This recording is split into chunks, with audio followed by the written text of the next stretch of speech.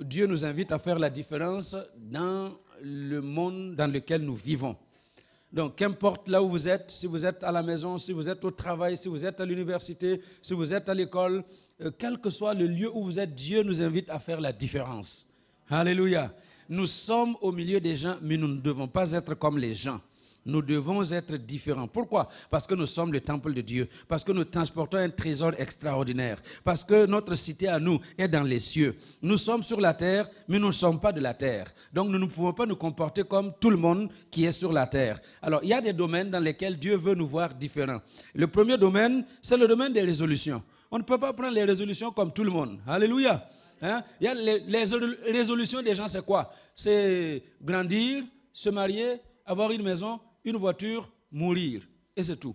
Hein? Ça sont les résolutions des gens. Moi, je refuse cette résolution-là. Je veux grandir, je veux me marier, je veux avoir des enfants, avoir une voiture, des maisons et aller au ciel. Alléluia. Amen. Il faut des résolutions. Et parce que sans résolution, nous n'irons nulle part. Le deuxième domaine, c'était le domaine de la foi que nous avons vu. Et aujourd'hui, nous allons voir le troisième domaine, c'est le domaine de la prière.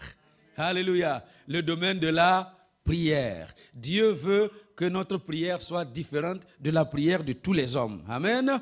Parce que tout le monde prie dans ce monde. Les bouddhistes prient, les musulmans prient, les animistes prient, les occultistes prient, les satanistes prient, même les athées prient. Tout le monde prie. Et les chrétiens prient. N'est-ce pas? Mais je l'ai dit ce matin, même les prières dites chrétiennes, là, ça ne dépasse pas souvent le plafond parce qu'elles ne sont pas différentes de la prière des bouddhistes et des occultistes. Vous m'entendez? Hein? Alors, c'est très important donc que notre prière soit différente si nous voulons que Dieu entende notre prière et qu'il réponde à notre prière. Comme je l'ai dit, toute prière que Dieu n'a pas entendue ne va jamais recevoir de réponse. Et bien souvent, les chrétiens font des prières que Dieu n'entend pas et ils s'attendent à recevoir une réponse. Allô? Ça ne marche pas comme ça. Il faut une prière que Dieu entende. Et quand Dieu entend ta prière, alors il va te donner un élément de réponse. C'est pourquoi il veut que notre prière, notre vie de prière soit une vie de prière différente de ce que tout le monde a comme vie de prière. Alléluia. Alors ce matin, nous avons lu le livre de Daniel. Je vais vous inviter à relire avec moi le livre de Daniel, chapitre 6. Tout le chapitre, il est très important pour que nous puissions savoir où nous allons. Amen. La Bible s'explique par elle-même. Daniel 6. Daniel 6, nous lisons à partir du verset 1er. Vous y êtes? Voilà, je vais inviter tout le monde à se lever, par respect pour la parole de Dieu, à lire à haute voix avec moi la parole de Dieu. Alléluia. Amen. Voilà, dites aux enfants là qui sont à côté de vous de se lever pour respecter la parole de Dieu. Je suis sûr que si le grand-duc était ici, même les petits enfants là allaient se lever pour l'accueillir, n'est-ce pas? À combien plus forte raison le Dieu vivant et vrai qui a créé le grand-duc. Amen. Nous lisons ensemble à haute voix. Darius trouva bon d'établir sur le royaume 120 satrapes qui devaient être dans tout le royaume. Verset 2. Il mit à leur tête 3 chefs, au nombre desquels était Daniel, afin que ces satrapes leur rendissent compte et que le roi ne souffrit aucun dommage. Verset 3. Daniel surpassait les chefs et les satrapes parce qu'il y avait en lui un esprit supérieur et le roi pensait à l'établir sur tout le royaume. Alors, les chefs et les satrapes cherchèrent une occasion d'accuser Daniel en ce qui concerne les affaires du royaume. Mais ils ne purent trouver aucune occasion, ni aucune chose à reprendre, parce qu'il était fidèle et qu'on n'apercevait chez lui ni faute, ni rien de mauvais. Et ces hommes dirent, nous ne trouverons aucune occasion contre ce Daniel, à moins que nous n'en trouvions une dans la loi de son Dieu. Puis ces chefs, ces satrapes, se rendirent tumultueusement auprès du roi et lui parlèrent ainsi. Roi Darius, vis éternellement. Tous les chefs du royaume, les intendants, les satrapes, les conseillers et les gouverneurs sont d'avis qu'il soit publié un édit royal avec une défense sévère, portant que quiconque, dans l'espace de 30 jours, adressera des prières à quelque dieu ou à quelque homme excepté à toi, ô roi, sera jeté dans la fosse aux lions. Une pause ici. Dans l'espace de combien de temps? 30 jours. Pour certains parmi vous là, ça allait passer comme une lettre à la poste. Allô? 30 jours sans prier, ça allait passer comme une lettre à la poste. Parce que combien font 30 jours sans vraiment prier? Allô? Demande à ton voisin. Est-ce qu'il ne t'arrive pas de faire un mois sans vraiment prier? Donc pour certains, ça, ce n'était même pas un problème. Il va faire son mois, il n'aura pas prié, il ne sera pas jeté dans la fosse aux lions. N'est-ce pas? Mais Daniel ne pouvait pas accepter ça. Alléluia. Il ne pouvait pas l'accepter. Verset 8. Verset 8.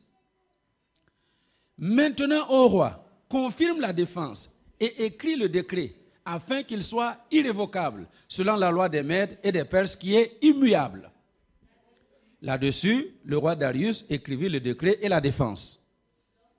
Verset 10. Lorsque Daniel sut que le décret était écrit, il se retira dans sa maison où les fenêtres de la chambre supérieure étaient ouvertes dans la direction de Jérusalem et 3 fois par jour, il se mettait à genoux, il priait et il louait son Dieu comme il le faisait auparavant. Alors, ces hommes entrèrent tumultueusement et trouvèrent Daniel qui priait et invoquait son Dieu. On pose une minute. Vous vous imaginez? Vous êtes chez vous, en train de prier, et les gens entrent tumultueusement. Est-ce que vous entendez? Est-ce qu'on peut entrer dans la maison de quelqu'un comme ça? Sans toquer, sans rien. Écoutez-moi bien. Quand vous allez avoir une véritable vie de prière, ne vous en faites pas. On va vous envahir. Avec des choses, toutes sortes d'accusations. Là où ce n'est pas faisable, ils vont essayer de faire quand même. Comment on va entrer dans la maison de quelqu'un sans frapper, sans rien? Ils ont envahi sa chambre et ils l'ont trouvé en train de prier. Le diable te cherche. Allô? Dis à ton voisin, le diable te cherche. Dis-lui qu'il te trouve à genoux dans la prière. Amen. Si le diable te cherche, qu'il te trouve à genoux dans la prière. Mais s'il te trouve dans un cabaret, il te trouve dans la maison d'une prostituée, il te trouve en train de tricher, de tromper, de voler, là, tu auras vraiment ce que tu mérites, n'est-ce pas? Donc, s'il te cherche, qu'il te trouve où? Dans la prière. Alléluia. Verset 12. Puis, ils se présentèrent devant le roi et ils dirent au sujet de la défense royale: n'as-tu pas écrit une défense portant que quiconque dans l'espace de 30 jours adresserait des prières à quelque dieu ou à quelque homme, excepté à toi, ô roi, serait jeté dans la fosse aux lions? Le roi répondit: la chose est certaine, et selon la loi des Mèdes et des Perses qui est immuable. Verset 13. Ils prirent de nouveau la parole et dirent: ô roi, Daniel, l'un des captifs de Juda, n'a tenu aucun compte de toi, ô roi, ni de la défense que tu as écrite. Et il fait sa prière 3 fois par jour. Le roi fut très affligé quand il entendit cela. Il prit à cœur de délivrer Daniel jusqu'au coucher du soleil. Il s'efforça de le sauver. Pause. Le roi était affligé, mais est-ce qu'il a pu le sauver? Écoutez-moi bien. Il y a des gens qui vont s'affliger pour votre problème. Il y a des gens qui vont même pleurer quand ils vont voir votre problème. Mais l'homme ne peut pas te sauver. Dis à ton voisin, aucun homme ne peut te sortir de ce problème-là. Aucun homme. Ils vont pleurer, ils vont avoir de l'empathie pour toi, mais aucun homme ne peut te sortir de ce sérieux problème. Il faut Dieu. Verset 15. Mais ces hommes insistèrent auprès du roi et lui dirent: sache, ô roi, que la loi des Mèdes et des Perses exige que toute dépense et tout décret confirmé par le roi soit irrévocable. Alors, le roi donna l'ordre qu'on amena Daniel et qu'on le jeta dans la fosse aux lions. Le roi prit la parole et dit à Daniel: puisse ton Dieu que tu sers avec persévérance te délivrer.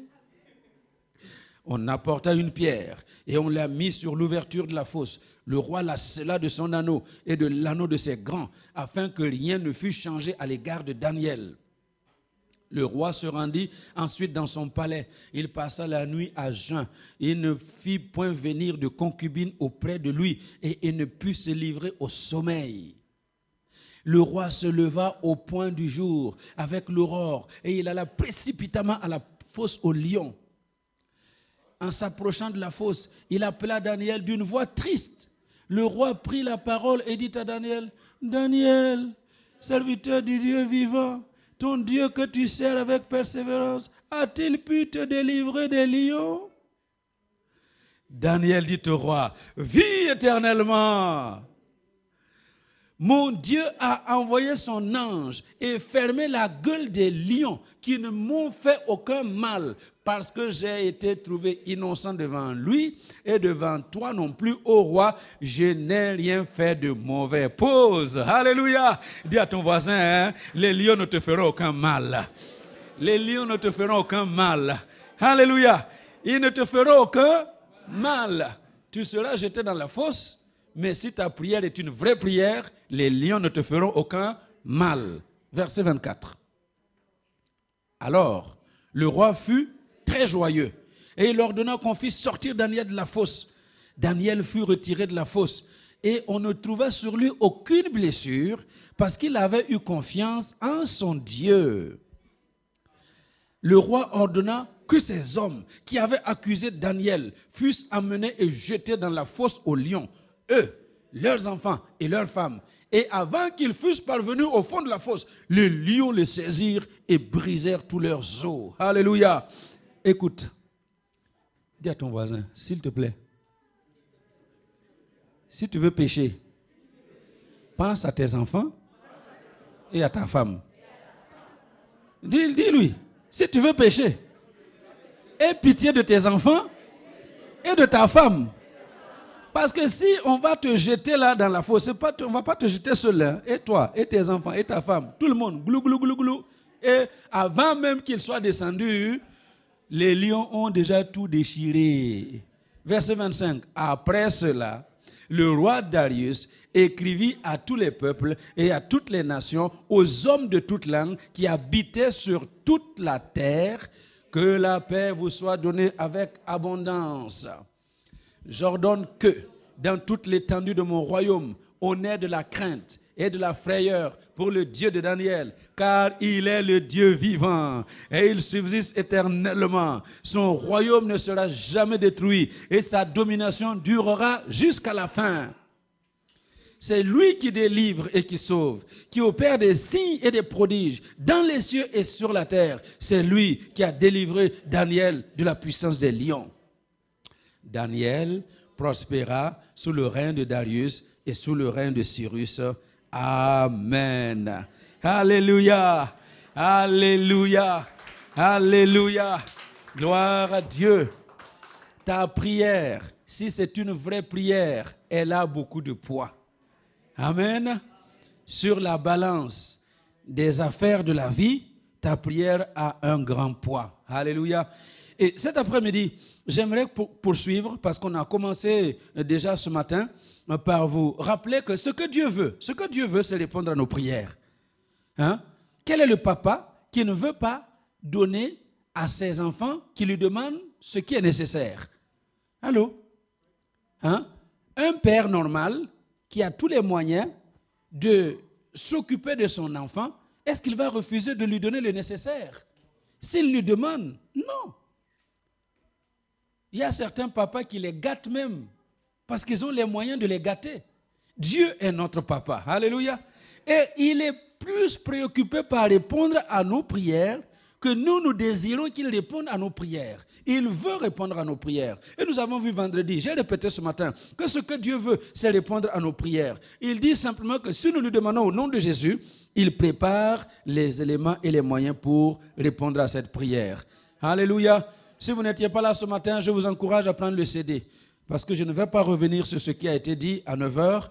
C'était des choses très importantes qu'il ne faut pas rater. Amen. Donc Dieu veut répondre à ta prière. Et quand ta prière est faite une prière correcte, elle a du poids. Mais pourquoi nous n'expérimentons pas toujours les réponses quand nous prions? Pourquoi? J'ai dit ce matin que nous nous cachons souvent derrière les 3 formes de réponse que nous recevons dans la prière pour justifier le fait, enfin, on se camoufle, pour justifier le fait que nos prières n'atteignent pas les oreilles de Dieu. Vous m'avez compris? D'habitude, on dit que quand nous prions, Dieu répond de 3 manières. Alléluia. Il peut répondre par oui et on reçoit tout de suite. Il peut répondre par non. Il peut répondre par oui, mais pas tout de suite. Et on se cache derrière ça. Donc tu pries et il n'y a pas de réponse. Et tu dis, ah non, peut-être que Dieu a dit non. Peut-être que Dieu a dit oui, mais attends. Pourtant, le vrai problème, c'est que ta prière n'a même pas atteint les oreilles de Dieu. Allô? Voilà, dis à ton voisin, il faut qu'à partir d'aujourd'hui, ta prière entre dans l'oreille de Dieu. Allô? Ta prière doit aller jusqu'aux oreilles de Dieu. Alléluia. Amen. Et c'est ce que Daniel va faire. Nous avons vu, Daniel, les gens l'ont trouvé en train de prier, en train de louer son Dieu, en train d'invoquer son Dieu, c'est-à-dire de l'implorer, de le supplier. Daniel a une vie de prière qui se faisait entendre depuis le trône de Dieu. Alléluia. Sa prière dérangeait. Et si nous voulons avoir une prière que Dieu entende, notre prière doit déranger le monde des ténèbres. Ces féticheurs, ces gens, les chefs, les Chaldéens, c'était des occultes. Tous ces gens-là étaient dérangés par la prière de Daniel. C'est pour cela qu'ils ont monté cette histoire pour arrêter la prière de Daniel. Sinon, comment va-t-on dire que pendant 30 jours, juste 30 jours, pendant 30 jours, on ne doit prier aucun autre Dieu, on ne doit prier aucune autre personne que le roi Darius. C'était juste pour attraper Daniel parce qu'ils ont essayé, ils ont cherché par tous les moyens où le coincer et il n'y avait pas un endroit où on peut te coincer. C'est pourquoi j'ai dit tout à l'heure, si le diable te cherche, qu'il te trouve à genoux en train de prier. Alléluia. Qui ne te trouve pas parce que tu as volé, qui ne te trouve pas parce que tu as menti, qui ne te trouve pas parce que tu as fait des choses qui sont condamnables et on trouve le moyen de te condamner. Les gens ont tout fait, ils n'ont trouvé aucun endroit où condamner Daniel, sauf dans la loi de son Dieu. Alléluia. Et Daniel n'a pas fait de prière de provocation. Quand la loi a été prise, il est retourné dans sa maison, il s'est enfermé dans sa maison et il a continué de prier comme il a l'habitude de prier. Mais comme les chrétiens font parfois, on est comme des bulldozers, se disant, oui, on est les fils du Dieu vivant, j'ai le pouvoir, l'autorité sur le diable. Ne provoque pas le diable. Allô? Vous m'avez entendu? Il ne faut pas le provoquer. La Bible dit que quand le diable était en train de se disputer avec l'archange, le corps de Moïse, il n'a pas osé insulter le diable. Non.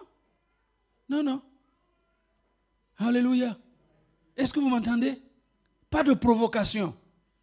Pas de provocation. J'ai dit ce matin, on va bientôt déménager à Dudelange. Alléluia. Si nous arrivons à Dudelange et les voisins disent, vous faites beaucoup de bruit, qu'est-ce que nous devons faire? On va diminuer pour ne pas déranger les voisins. Alléluia. Mais combien d'églises pentecôtistes font les fanfarons? Oui, c'est le diable qui ne veut pas que nous louions Dieu comme on loue là. Est-ce qu'on ne peut pas louer Dieu calmement?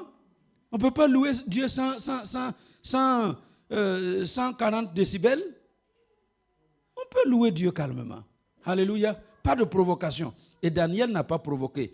Il a eu une prière persévérante. Même si c'était une prière à contre-courant, c'était une prière persévérante. Et parce qu'on n'a rien trouvé contre lui, sa prière était une prière juste. Et ce n'était pas une prière intéressée. Et il a accepté que sa prière soit une prière risquée. On dit, on va te jeter dans la fosse au lion. Ça n'a pas empêché à Daniel de continuer de prier 3 fois par jour comme il a eu l'habitude de faire. Mais comme je l'ai dit tout à l'heure, pour la plupart d'entre nous, on dit 1 mois, c'est rien. N'est-ce pas? Parce qu'il y en a qui font 1 mois, ils ne viennent même pas à l'église, ne parlons pas de prier. Allô? Mais ici, 1 mois, juste 1 mois, un petit mois. Alléluia. Mais Daniel a tenu à faire son temps de prière. C'était une prière risquée. Amen. Alors cet après-midi, je vais poursuivre en vous expliquant quelques raisons pour lesquelles nos prières restent souvent sans réponse. Quelques raisons. Pourquoi tu pries et il n'y a pas de réponse? J'ai dit que la réponse, ce n'est pas seulement oui, non, oui, mais attends. Non. Le problème avec ce que je veux développer aujourd'hui, c'est que la prière n'atteint même pas les oreilles de Dieu. Comment va-t-il répondre si ce n'est pas arrivé à ses oreilles? Est-ce qu'on se comprend? Et le premier problème, le premier obstacle qui nous empêche de recevoir la réponse à nos prières, c'est notre propre péché. Ésaïe 59, verset 1, non, la main de l'Éternel n'est pas trop courte pour vous toucher dans votre besoin. Ses oreilles ne sont pas sourdes pour entendre vos prières, mais ce sont vos péchés qui l'empêchent de répondre à votre prière. Est-ce que vous m'entendez? Donc, si nous vivons dans le péché, nous pouvons jeûner 40 jours, 50 jours. Nous pouvons faire toutes les gymnastiques que vous imaginez. Mais si notre vie est une vie de péché, Dieu n'entend pas nos prières. Allô? Dieu n'entend pas ta prière. Tu vas dire que Dieu n'a pas répondu. Non, il n'a même pas entendu. Comment va-t-il répondre à une prière qu'il n'a pas entendue? Donc le péché, c'est ce qui nous empêche de recevoir la réponse à nos prières. Le psaume 66, à partir du verset 16, il dit, venez, écoutez, vous tous qui craignez Dieu, et je raconterai ce qu'il a fait à mon âme. Ça, c'est le psalmiste qui parle. J'ai crié à lui de ma bouche, et le Seigneur a été sur ma langue. Si j'avais conçu l'iniquité dans mon cœur, le Seigneur ne m'aurait pas exaucé. Mais Dieu m'a exaucé. Alléluia. Pourquoi? Il a été attentif à ma voix, à la voix de ma prière, parce qu'il n'a pas conçu l'iniquité. Et c'est pourquoi il pouvait dire au verset 20, « Béni soit Dieu qui n'a pas rejeté ma prière et qui ne m'a pas retiré sa bonté. » Alléluia. Si tu veux que Dieu ne te retire pas sa bonté, si tu veux que Dieu entende ta prière, si tu veux que Dieu se soucie de ta prière et qu'il apporte une réponse appropriée, il faut s'éloigner du péché. Alléluia. Il faut abandonner le péché. Nous ne pouvons pas caresser le péché et recevoir la réponse à nos prières. Il dit, si j'avais conçu, il ne faut pas concevoir le péché. Écoutez-moi bien, très souvent, nous, on est là assis, quand on dit péché, c'est seulement l'adultère, il a volé, ce sont les gros trucs là que vous voyez. Non, non, non, le péché, ce n'est pas seulement ça. Hein? Alléluia. Les petites choses là, les petites choses de la vie, où nous pensons que ça, c'est à négliger. Les petites paroles légères, prononcées légèrement. Oui, je vais venir et tu ne viens pas. Tu crois que ça s'appelle comment? Allô? Hein? Non, non, je vais venir. Oui, oui, je serai là à cette réunion. Et puis tu ne viens pas à la réunion. Tu sais comment on appelle ça? Hey, pas d'excuses, pas de téléphone, rien. Et puis nous, on est là, on t'attend. Et tu ne viens pas. Et tu crois que ça, tu vas venir maintenant. Hey, Seigneur, donne-moi un travail. Il ne te donnera pas. Allô? Mieux vaut pour toi ne pas dire que tu viens. Et puis tu n'as pas de problème. Mais si tu dis que tu viens, viens. Parce que si tu ne viens pas, c'est un péché. Alléluia. Qui va soutenir la convention? Moi, 20 €, 25 €. Et puis jusqu'à maintenant, tu n'as pas libéré ton engagement. Et tu viens maintenant demander le travail. Dieu ne va pas te donner. Parce que c'est le péché. Est-ce que vous m'entendez? Allô? Hein? Alléluia. Marie, aimez vos femmes. Je vais en parler tout à l'heure. Et puis toi, tu fais les 5 ministères avec ta femme. Tu la tapes, tu la tapes. Maintenant, tu viens prier pour travail. Tu vas rester chômeur. Allô? Mais c'est vrai, hein? C'est aussi simple que ça. L'histoire de péché, là, il ne faut pas aller chercher loin. Alléluia. Enfants, obéissez à vos parents. Et toi, tu te caches, tu fais ce que papa ne veut pas, ce que maman ne veut pas. tu viens maintenant prier, je vais école. Tu vas échouer, tu vas redoubler encore. C'est ça, c'est dans les petites choses comme ça. Et c'est ça qui nous empêche de recevoir la réponse à nos prières. Ce n'est pas le pasteur. Allô? Ce n'est pas l'église. Ah, dans cette église-là, il n'y a pas d'onction. C'est faux. Il y a l'église, il y a l'onction dans l'église. Allô? Il y a l'onction à El Shaddai. Il y a l'onction à El Shaddai. Vous voyez, si vous êtes honnête, si vous êtes droit avec Dieu, je n'ai même pas besoin de faire beaucoup de gymnastique. Le frère là qui est ici, au Namasté, hein? Le Népalais, le patron, chaque fois que l'on va manger là-bas, si j'amène quelqu'un, la première chose qu'il dit, Pasteur Adama, il parle que ça. Parce que les yeux étaient foutus.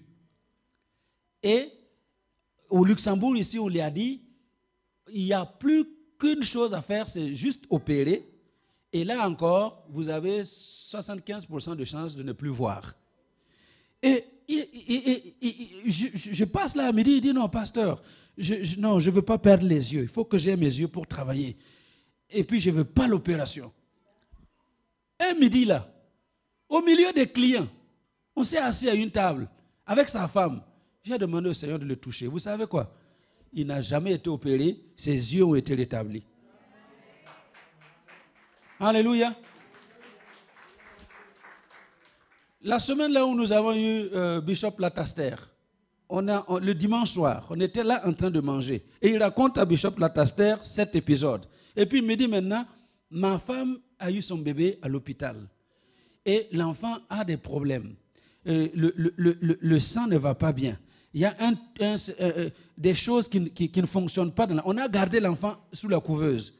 Et on a dit que le lendemain, si le taux, j'ai oublié de quoi il parlait, si ce taux-là ne baisse pas, ne devient pas à la normale, on va devoir opérer l'enfant. Il dit, pasteur, mon petit bébé, est-ce que tu veux prier pour moi, que ça devienne normal? Vous savez quoi? Je n'ai même pas prié. Je lui ai dit, demain, vous allez vous lever, vous allez trouver que tout est normal. Il m'a rencontré dans la rue ici, pasteur, ça marche. Le lendemain, les médecins n'ont rien compris. On ne sait pas ce qui s'est passé, mais tout est devenu normal. Alléluia. Mais vous êtes là assis, hein, assis à regarder là.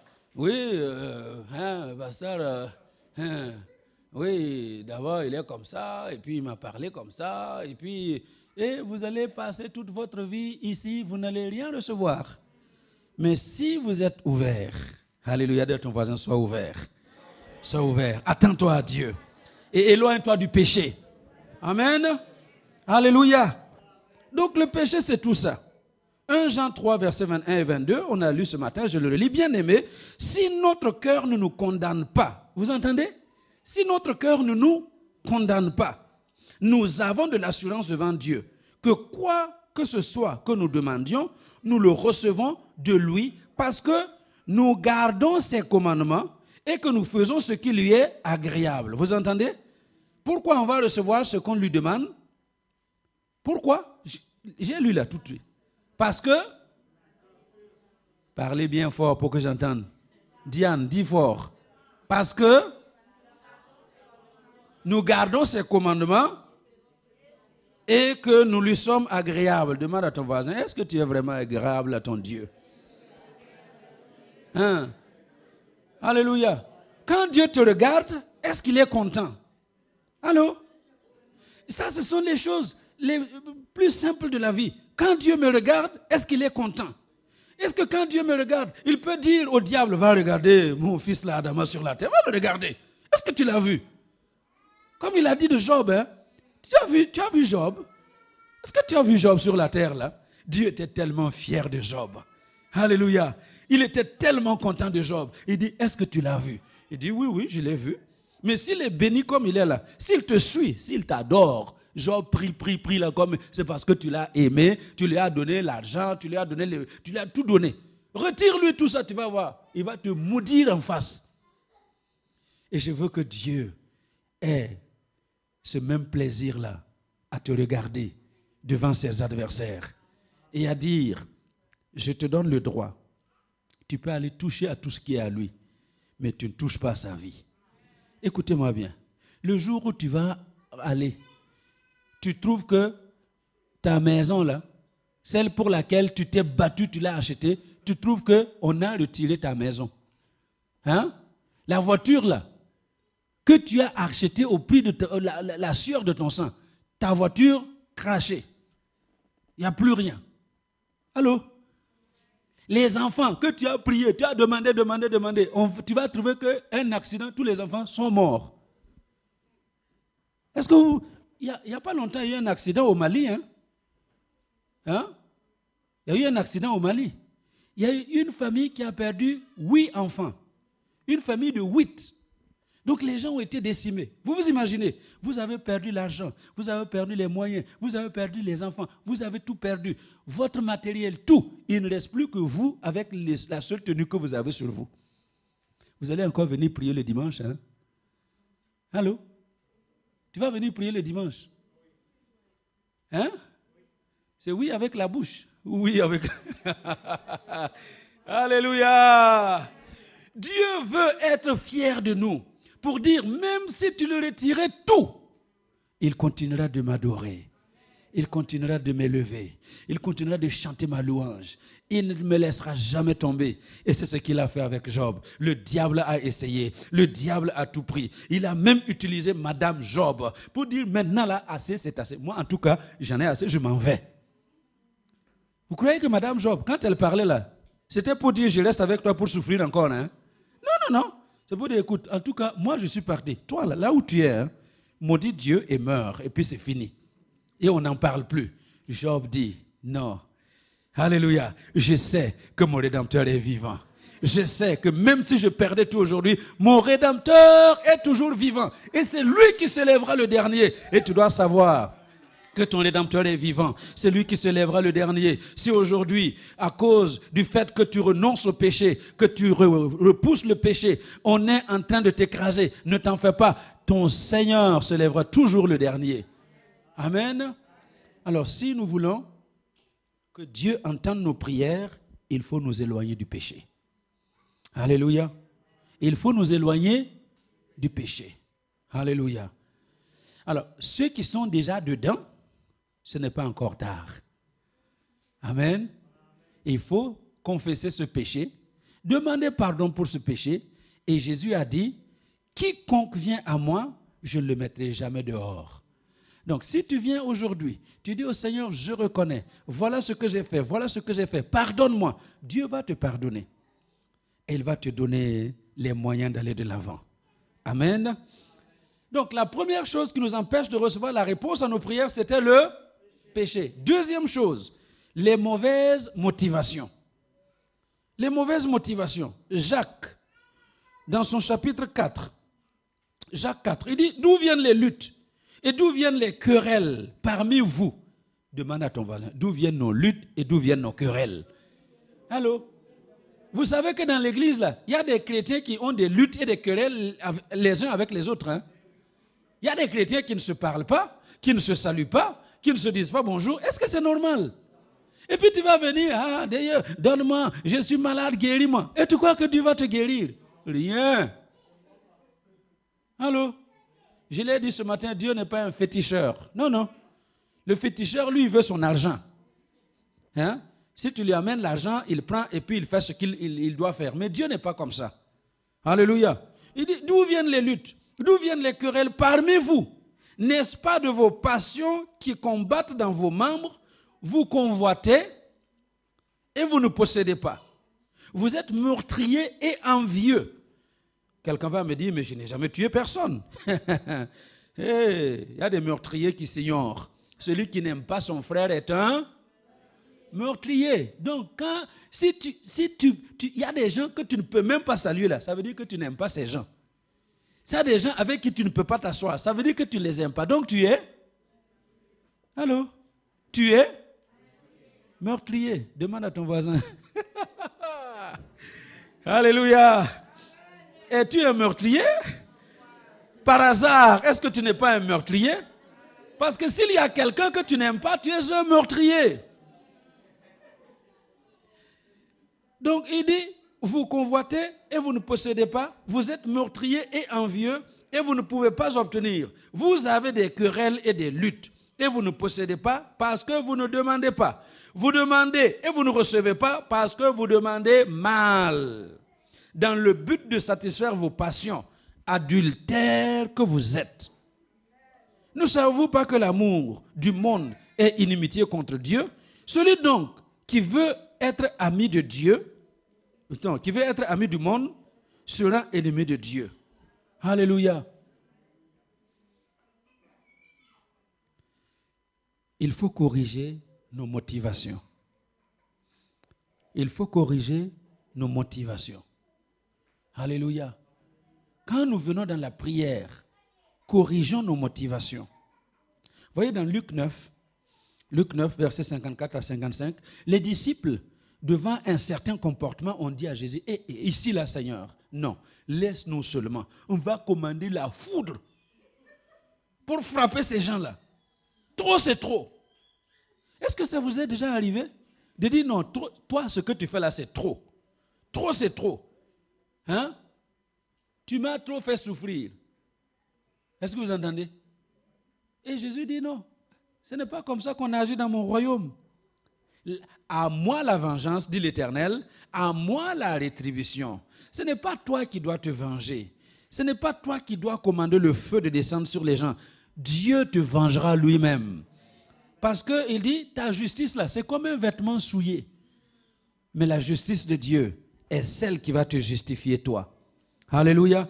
Donc quand tu viens pour prier, ne viens pas avec de mauvaises motivations pour satisfaire tes besoins personnels, tes ambitions personnelles. Venons prier selon la volonté de Dieu. 1 Jean 5, 14, nous avons auprès de lui cette assurance que si nous demandons quelque chose selon sa volonté, si nous demandons quelque chose selon sa volonté, il nous écoute. Donc si tu demandes quelque chose qui n'est pas dans la volonté de Dieu, il ne t'écoute pas. Et si nous savons qu'il nous écoute, nous savons, alléluia, nous savons que nous possédons la chose que nous lui avons demandée, quelle qu'elle soit. Alléluia. Donc, s'il y a quelque chose que tu dois demander et chose à laquelle Dieu va répondre, c'est la chose qui est selon sa volonté. Est-ce que vous m'entendez? Est-ce que vous connaissez la volonté du Seigneur? Est-ce que quelqu'un connaît la volonté du Seigneur? Ézéchiel 18, verset 23. Ce que Dieu désire, ce que Dieu veut, ce n'est pas que le méchant périsse, mais qu'il change de conduite et qu'il vive. Ça, c'est un élément de la volonté de Dieu. Donc, quand tu viendras prier, et ta prière, c'est de gagner le méchant. Ta prière, c'est la transformation du méchant. Dieu répond à cette prière-là, parce que tu pries selon sa volonté. Alléluia. Tu pries selon son désir, parce que lui ne désire pas que le méchant périsse, mais qu'il change de conduite et qu'il vive. Donc, la personne que tu ne veux pas saluer là, si tu commences à changer, à prier pour que Dieu la sauve, Dieu va la sauver, et tu sais ce que Dieu va faire? Il va te donner ce que tu n'as même pas demandé. Alléluia. C'est ce que Jésus a dit. Cherchez premièrement le royaume de Dieu et sa justice, et toutes les autres choses vous seront données par-dessus. 1 Timothée 2, 4. Dieu veut que tous les hommes soient sauvés. Donc quand tu pries, et l'objet de ta prière, c'est le salut des hommes, le salut de ta famille, le salut de tes enfants, le salut de tes amis, le salut des drogués et des prostituées autour de nous, si l'objet de ta prière, c'est vraiment ça, Dieu va répondre à cette, il va l'entendre. Alléluia. C'est pourquoi je voudrais que, vraiment, à partir de cette saison-là, notre temps de prière change. Que tu aies la liste de prières chaque jour, et que chaque jour tu es en tête de liste la prière pour que Dieu touche les besoins des gens, que Dieu sauve les hommes et les femmes de Luxembourg. Alléluia. Et Dieu le fera. Amen. Romains 12, 2. Ne vous conformez pas au siècle présent, mais soyez transformés par le renouvellement de l'intelligence, afin que vous discerniez quelle est la volonté de Dieu. Et c'est quoi la volonté de Dieu? C'est ce qui est bon, c'est ce qui est agréable, c'est ce qui est parfait. Donc, si tu dois faire quelque chose qui n'est ni bonne, ni agréable, ni parfaite, ce n'est pas la volonté de Dieu, tu dois l'abandonner. Alléluia. Donc, ça, c'était le deuxième point. Amen. Qui bloque nos prières. et Dieu ne les entend pas. Donc jusqu'ici, qu'est-ce que nous avons dit? Le péché,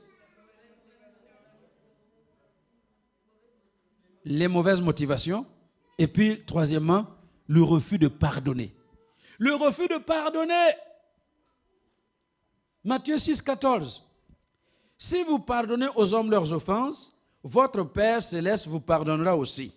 Et si vous ne pardonnez pas aux hommes, votre Père ne vous pardonnera pas non plus vos offenses. Alléluia. Et vous savez que sans pardon, il n'y a pas de paix avec Dieu.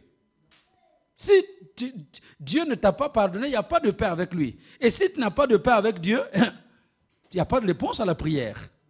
Est-ce que vous m'entendez? Donc, ça veut dire que cet après-midi-là, nous devons travailler notre cœur à pardonner. À pardonner. Alléluia. Matthieu 6, 14 en anglais. Matthieu 6, 14. Pour ceux qui notent. Matthieu 6, 14.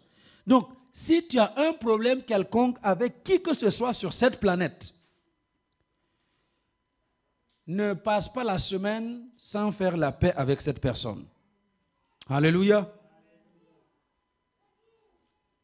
D'ailleurs, Jésus dit que si tu es en train de faire la prière, tu vas dans la maison de prière, à l'église, et que tu te mettes à genoux pour prier. Si tu te rends compte que tu as quelque chose contre quelqu'un, qu'est-ce que tu dois faire? Lève-toi promptement, va d'abord te réconcilier avec cette personne-là avant de venir prier. Mais qu'est-ce que nous on fait? On a des histoires, on a des querelles dehors, on a des querelles à la maison. Et puis on vient seulement, ça c'est simple, parler en langue. Je vous laisse qualifier vous-même. Est-ce que vous m'entendez? Donc avant de t'asseoir, parler en langue là, va d'abord te réconcilier avec la personne. Allô? Alors en ce moment, même si tu ne parles pas en langue, Dieu va entendre. Mais si tu ne te réconcilies pas et tu te mets à parler en langue, c'est zéro. Allô? Mais même si tu te rends compte que c'est quelqu'un qui a quelque chose contre toi, Jésus dit, là aussi, ne continue pas la prière. Lève-toi, va promptement te réconcilier avec la dite personne. Parce que le refus de pardonner bloque nos prières. Ça empêche à nos prières de monter jusqu'aux oreilles de Dieu. Alléluia. Et cet après-midi, je ne voudrais pas que quelqu'un reparte à la maison avec une seule zone d'ombre au-dessus de sa tête qui empêche à sa prière d'être exaucée par le Seigneur. Parce que je voudrais que Dieu réponde à nos prières. Quand nous mettons les genoux à terre, que quelque chose se passe. Alléluia.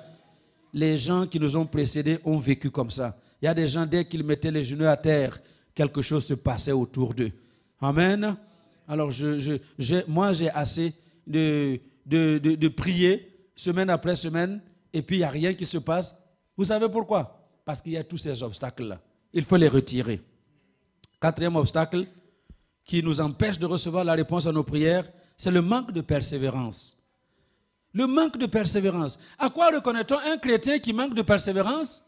À son impatience à attendre la réponse à la prière. Allô? Notez bien. À quoi on reconnaît quelqu'un qui manque de persévérance? À son impatience à attendre la réponse à la prière. Quand tu as prié, il n'y a pas d'ombre entre toi et ton Dieu. Tout est clair. Tu t'attends à ce que Dieu réponde. Qu'importe le temps que cela prendra, tu t'attends à ce que la chose arrive. Mais quand tu pries et puis tu es impatient, ah oui, j'ai déjà prié 1 mois et il n'y a rien qui se passe. Ça veut dire que tu ne t'attendais même pas à recevoir quelque chose. Hein?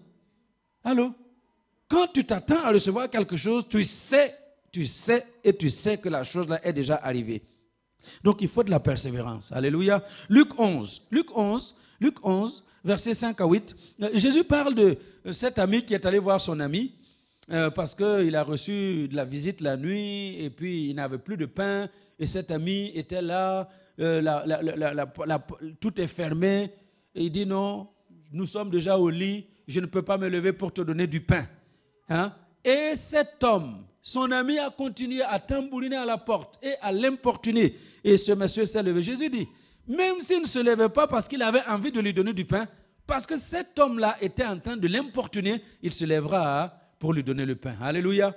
Et c'est pour nous dire, quand nous venons demander à Dieu, Soyons persévérants dans la prière. Alléluia.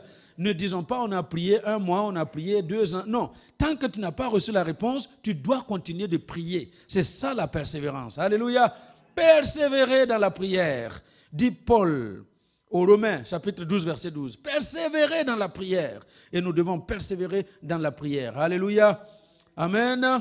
Parce que celui qui vient prier devant Dieu et qui ne montre pas de la persévérance, la Bible dit dans Jacques 5, verset 6, que si quelqu'un demande à Dieu et qui doute dans son cœur, il est semblable au flot de la mer qui est agité par le vent et poussé de côté ou d'autre. Il dit au verset 8, qu'un tel homme ne s'imagine pas qu'il recevra quelque chose du Seigneur. C'est un homme irrésolu, inconstant dans toutes ses voies. Alors dis à ton voisin, ne sois plus irrésolu. Sois constant dans toutes tes voies. Quand tu as demandé, ne doute plus dans ton cœur. Persévère à attendre la réponse à ta prière. Alléluia. Alléluia. Alléluia. Il reste encore 2 choses. 2 choses. Bon, je vais les donner rapidement et puis on va prier. Amen.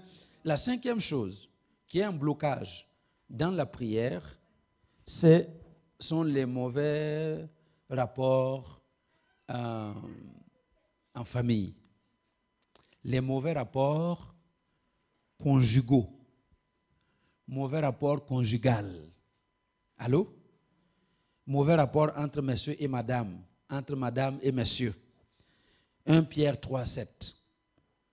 Marie, montrez à votre tour de la sagesse dans vos rapports avec votre femme, comme un sexe plus faible. Honorez-la, comme devant aussi hériter avec vous de la grâce de la vie. Qu'il en soit ainsi, et voici la suite, qu'il en soit ainsi, afin que rien ne vienne faire obstacle à vos prières. Allô? Est-ce que vous m'avez entendu? Ça veut dire que si nous avons toujours des conflits dans notre maison, c'est un obstacle à la prière.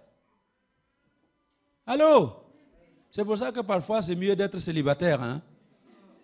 Parce que là, tu n'as de conflit avec personne. Sinon avec toi-même. Hein? Mais quand tu es marié, le diable va se servir de tout pour que vous soyez en conflit. Tout. Les choses les plus insignifiantes. Vous vous réveillez seulement, vous êtes en conflit. À cause d'un petit rien. Et je vous l'ai dit toujours. En fait, les choses là qui amènent les divorces, ce n'est pas souvent de gros problèmes. C'est ce qu'on appelle en conseil conjugaux les queues de cerise. Vous avez déjà mangé une cerise? La queue là, à quelle taille? Toute petite. Mais quelque chose est arrivé, queue de cerise, tu as posé. 2e queue de cerise. Et puis, à force de vivre ensemble, vous avez fait 10 ans de queue de cerise. Vous savez ce que ça fait 10 ans de queue de cerise? Une montagne. Quand vous en avez 20, ça fait une grosse montagne. Quand vous en avez 30 comme maman Déborah et moi, c'est gros. Et ça, ces queues de cerise là, c'est ça qui amène les conflits dans les maisons.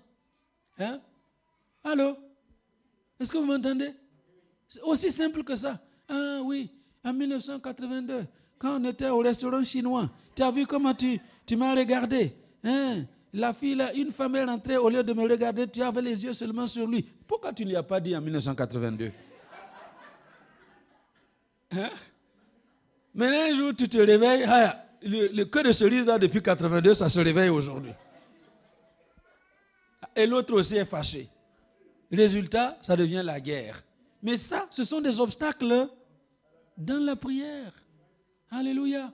Donc, aujourd'hui, bien-aimés, si vous êtes mariés, réparez ça aujourd'hui même, afin que votre prière soit entendue du Seigneur.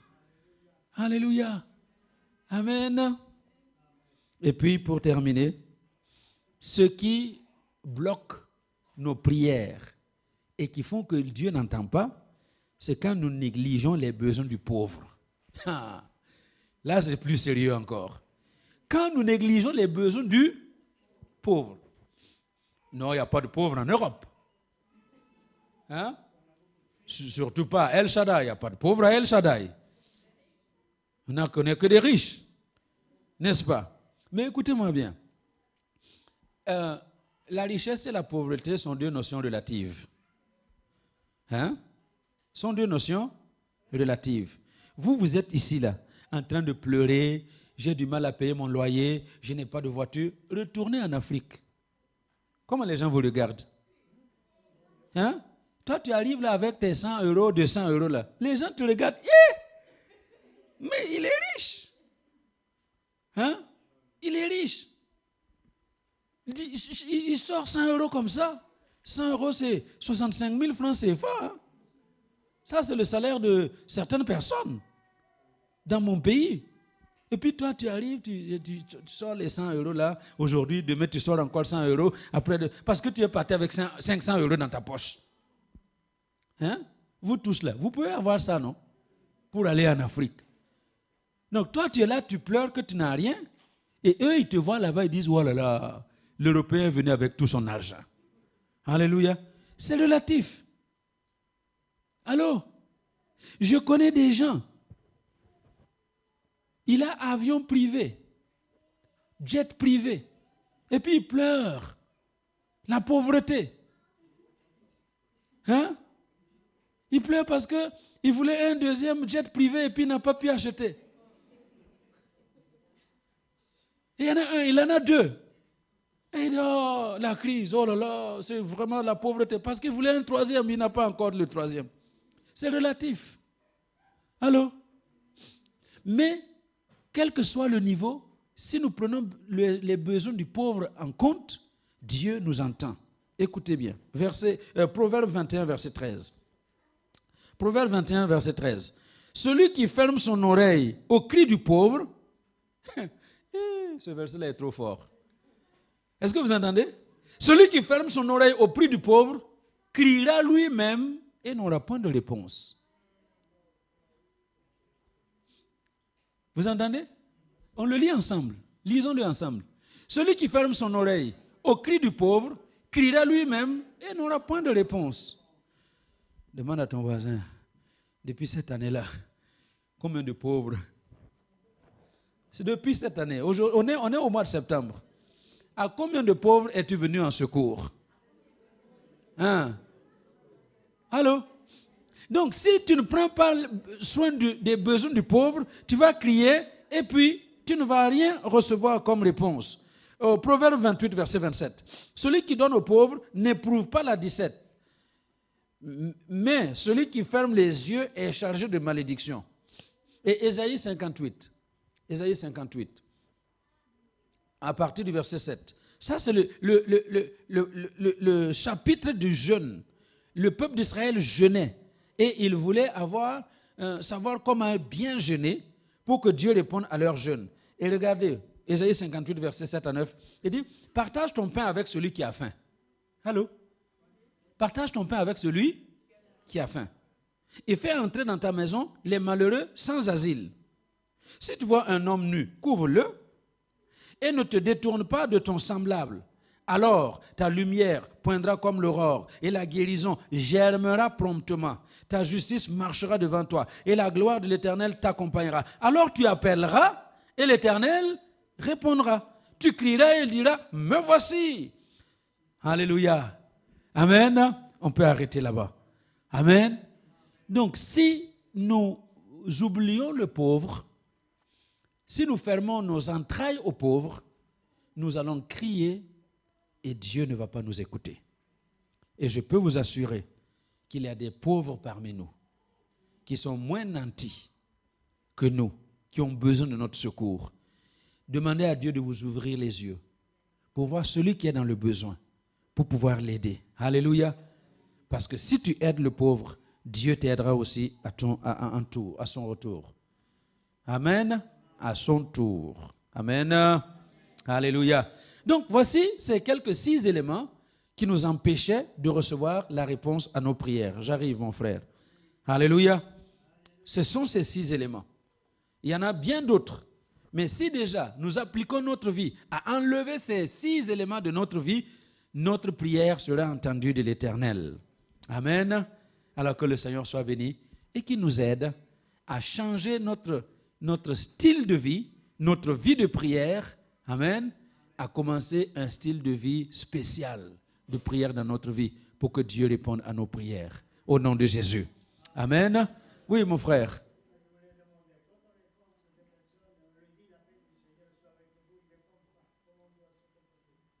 Ah, quand on dit la paix du Seigneur soit... Oui. Ils ne répondent même pas.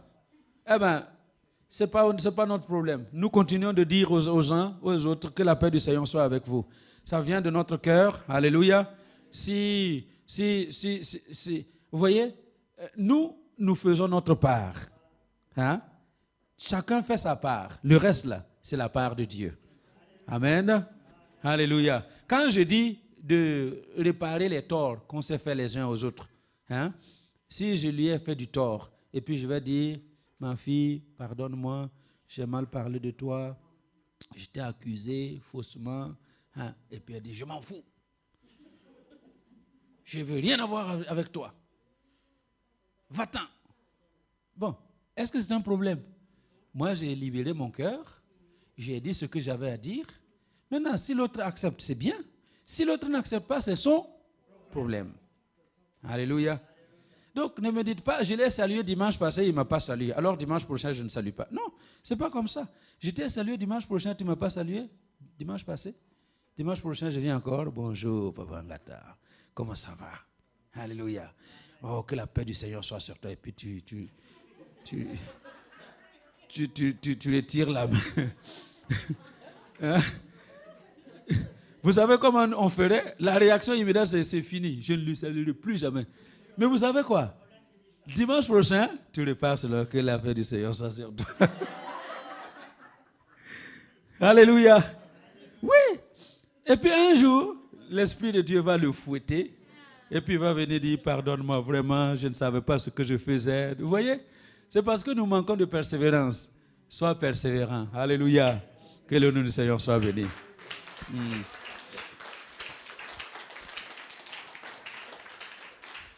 Voilà, je vous invite à vous lever. Oui, oui, maman.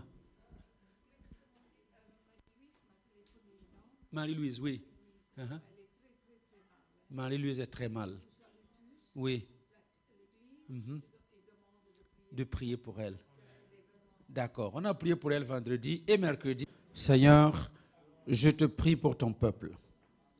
Je prie particulièrement pour cette personne qui a été touchée cet après-midi par ta parole, mais qui se dit que ce qu'elle a souffert est tellement énorme qu'elle ne peut pas pardonner à la personne qui lui a fait ce tort.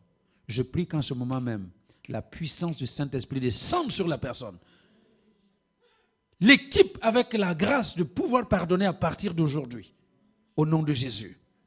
Parce que si elle ne pardonne pas, toi aussi tu ne vas pas lui pardonner. C'est pourquoi je prie pour une grâce particulière pour cette personne maintenant, au nom de Jésus. Je prie pour cette autre personne et qui estime qu'elle est tellement tombée dans le péché que tu ne peux pas la sortir de ce péché-là. Seigneur, toi qui as dit que tu ne mettras jamais dehors celui qui vient à toi et que si nous confessons nos péchés, si nous reconnaissons nos iniquités, tu les pardonnes, tu nous libères et tu les jettes dans le fond de la mer, eh bien cet après-midi, je prie que tu rencontres les besoins d'une telle personne. Au nom de Jésus. Et je prie que tu guérisses ceux qui sont malades, particulièrement Marie-Louise, là où elle se trouve. Que la présence de l'Esprit de Dieu la guérisse maintenant, au nom de Jésus.